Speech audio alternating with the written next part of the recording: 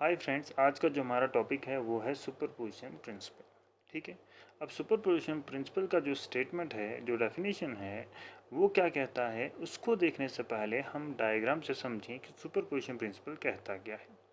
ठीक है। तो हमारे पास जो डायग्राम यहाँ पे दी हुई है, हमने क्या किया, हमने यहाँ पे कुछ चार्जेस लिए। ठीक है।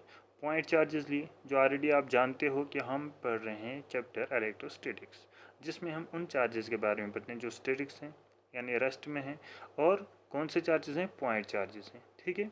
तो हमने यहाँ पे चार्ज जो लिया Q1, Q2, Q3, ये तीनों पॉइंट चार्जेस हैं। ठीक है। और हमने एक इससे पहले जो टॉपिक पढ़ा, Coulomb's law in vector form, उसमें हमने कुछ चीज़ें डिस्कस की थी कि हमने कुछ चार्जेस वहाँ पे भी लिए थे और वो ओरिजिन से किसी दूरी पे थे। ठीक है। किसी डायरेक्शन में थे, और वो इंफॉर्मेशन जो देता था वो देता था हमारा पोजीशन वेक्टर।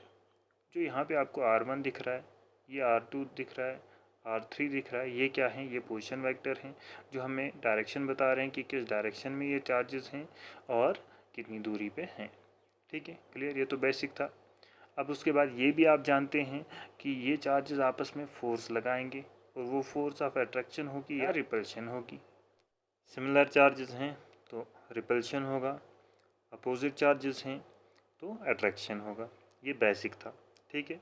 अब हम ये जानते हैं कि ये आपस में फोर्स लगाएंगे, लेकिन यहाँ पे हम हर एक फोर्स की बात नहीं करेंगे, हम बात करेंगे एक पर्टिकुलर चार्ज लेंगे हम। ठीक है। तो यहाँ पे जो मैं चार्ज लूँगा, मैं चार्ज लूँगा Q1। ठीक है। इस Q1 की बात करूँगा मैं, तो इस Q1 पे हम जानते हैं कि इस Q2 की वजह से फोर्स लगेगी। ठीक है। अब इस Q2 की वजह से इस पर फोर्स लगी, और इस Q3 की वजह से भी इस पर फोर्स लगी। ठीक है। अब सुपरपोजिशन प्रिंसिपल क्या कहता है, सुपरपोजिशन प्रिंसिपल कहता है कि the force on any charge. ठीक है। एनी चार्ज मतलब कोई भी एक चार्ज ले लो आप, आपने बहुत सारे चार्ज लिए, उसमें किसी एक की बात करो। तो मैंने एक चार्ज लिया, कौन सा, Q1 लिया मैंने। ठीक है। उस पर जो फोर्स लगे, the force on any charge, यानी इस पर जो फोर्स लग रही है due to the number of other charges, बाकी चार्जेस की वजह से। तो बाकी चार्जेस कौन हुई, Q2 और Q3, is the vector sum of all the forces. वो फोर्स जो होगी, जो इस Q1 पे है, वो कितनी होगी, वो वेक्टर सम ऑफ फोर्सेस होगी जो इस चार्ज पे लगती होंगी, किसकी वजह से, उन बाकी चार्जेस की वजह से, due to the other charge, बाकी चार्जेस की वजह से। ये Q2 जो है, जो Q1 पे फोर्स लगाएगा, उसको हम रिप्रेजेंट कैसे करते थे वो भी हमने Coulomb's law in vector form में डिस्कस किया है। उसको हम रिप्रेजेंट करेंगे F12 से। F12 क्या है, यानी फोर्स किस पे लग रही है, 1 पे लग रही है। ठीक है। किसकी वजह से लग रही है, 2 की वजह से, Q2 की वजह से लग रही है, तो F12। सिमिलरली इस Q3 की वजह से जो फोर्स लगेगी उसको कैसे रिप्रेजेंट करोगे, F13। 1 पे फोर्स लग रही है, किसकी वजह से, 3 की वजह से। ठीक है। अब सुपरपोजिशन प्रिंसिपल क्या कहता है, सुपरपोजिशन प्रिंसिपल कहता है कि इस Q1 पे जो फोर्स लग रही है, टोटल फोर्स, तो उसको मैं मानूँ F। ठीक है। टोटल फोर्स जो Q1 पे लग रही है वो किसके बराबर है, सुपरपोजिशन प्रिंसिपल कहता है कि वो फोर्स किसके बराबर है, वो बराबर है जो फोर्स इस पे बाकी चार्जेस की वजह से लगेगी, उनका वेक्टर सम करो। तो क्या करेंगे हम, Q2 की वजह से कौन सी फोर्स लगी, F12, तो लिखा मैंने F12 प्लस Q3 की वजह से जो फोर्स लगी वो कौन सी, F13। अगर यहाँ पे कहीं Q4 होता, मान लो यहाँ पे कहीं Q4 होता, वो भी इस पे फोर्स लगाता, तो वो फोर्स कौन सी होती, वो होती F14। ठीक है। तो इन सब फोर्सेस का क्या किया हमने, वेक्टर सम किया, और जो फोर्स निकल के हमारे पास आई, हमने कहा कि इतनी फोर्स लगी इस Q1 पे। यही कहता है सुपरपोजिशन प्रिंसिपल। ठीक है। क्या, अब ज़रा डेफिनेशन को देखो, डेफिनेशन क्या कहती है। अब the force on any charge, any charge कोई भी चार्ज लो, तो मैंने Q1 लिया, इस पे जो फोर्स लग रही है किसकी वजह से, due to the number of other charges, बाकी चार्जेस की वजह से। तो बाकी चार्जेस कौन है यहाँ पे, ये दोनों हैं, तो इनकी वजह से जो फोर्स लग रही है is the vector sum of all the forces on that charge due to other charges. वो जो फोर्स इस पे लग रही है ना, वो किसके बराबर है? वो बराबर है vector sum of forces on that charge due to other charges, बाकी चार्जेस की वजह से जो फोर्स लग रही है। तो बाकी चार्जेस की वजह से कौन सी लग रही है? F12 और F13।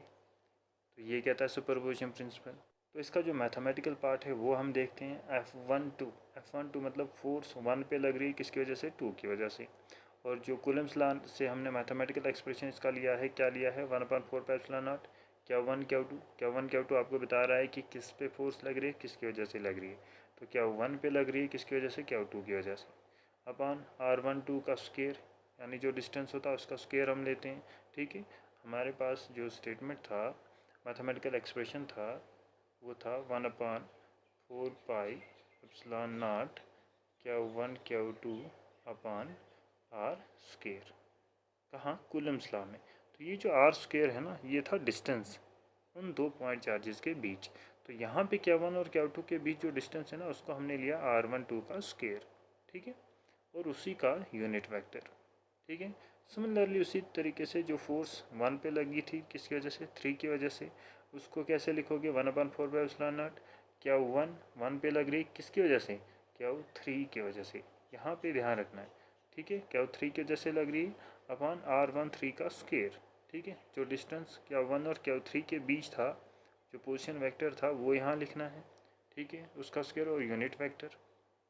ठीक है, हमने यहाँ पे तीन चार्जेस लिए थे। एक की बात की, Q1 की बात की, और Q2 की वजह से और Q3 की वजह से, इन दोनों की वजह से इस पर कितनी फोर्स लगी, खाली उतनी हमने यहाँ पे लिखी। तो इसका मतलब ये नहीं कि सुपरपोजिशन प्रिंसिपल ने हमें यही कहा कि सिर्फ दो या तीन चार्जेस के बीच ही जो फोर्स लगी वो इसके बराबर होती है, नहीं, n number of charges.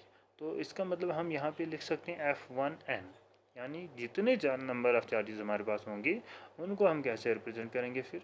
1/4πε0 Q1, और यहाँ पे मान लो यहाँ से आगे बढ़ता, फिर यहाँ 2 था, यहाँ 3 था, यहाँ पे फिर क्या था? 4 5 6 7 जितने चार्जेस होते।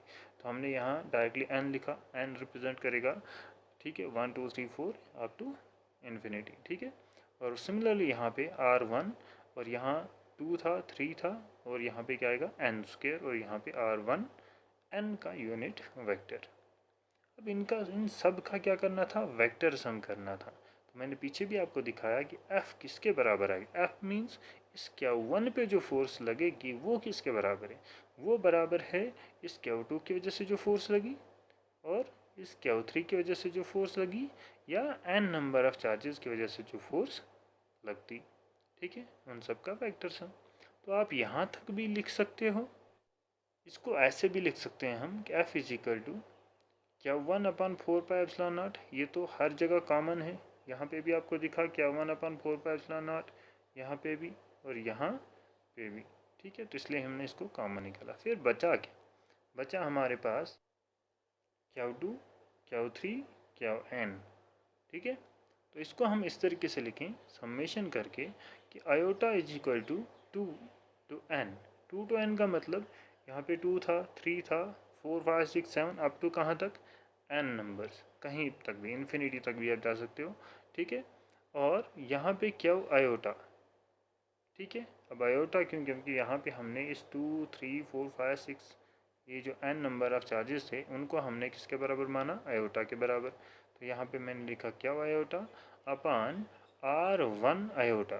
ठीक है, R1 तो यहीं पे था। फिर बचा ये 2 3 अप टू n, इसको मैंने किससे रिप्रेजेंट किया? आयोटा से। तो आप लिख सकते हो R1 आयोटा का स्क्वायर और R1 आयोटा का यूनिट वेक्टर। तो ये था सुपरपोजिशन प्रिंसिपल। ठीक है, तो अगर हम यहाँ पे जल्दी जल्दी रिकैप करते हैं कि सुपरपोजिशन प्रिंसिपल ने क्या कहा था। सुपरपोजिशन प्रिंसिपल ने कहा किसी पर्टिकुलर चार्ज पे टोटल फोर्स जो लगती है वो किसके बराबर होती है? तो वो बराबर होती है vector sum of forces due to other charges. ठीक है, तो यहाँ पे बाकी चार्ज कौन था? Q2 और Q3। तो इनकी वजह से कौन सी फोर्स लगी? F12 और F13। इन सब का वेक्टर सम करो और जो फोर्स आएगी वो फोर्स इस पर्टिकुलर चार्ज पे लगी। ये कहा सुपरपोजिशन प्रिंसिपल ने। ठीक है, और दूसरी बात यहाँ पे जो इम्पोर्टेंट है वो ये है कि ये जो Q2 जो फोर्स लगाएगा इस पे, यानी F12 फोर्स जो है, इस फोर्स पे कोई असर नहीं पड़ेगा। किस वजह से? इस F13 फोर्स की वजह से। ठीक है, ये इम्पोर्टेंट बात है कि इस F12 फोर्स पे इस F13 फोर्स का कोई असर नहीं पड़ेगा। ठीक है, ये फोर्स भी लगेगी इस पे और ये फोर्स भी लगेगी इस पे। ठीक है, आई होप आप समझ गए होंगे। फिर भी अगर कोई भी क्वेरी हो तो आप कमेंट सेक्शन में लिख सकते हैं। Thank you.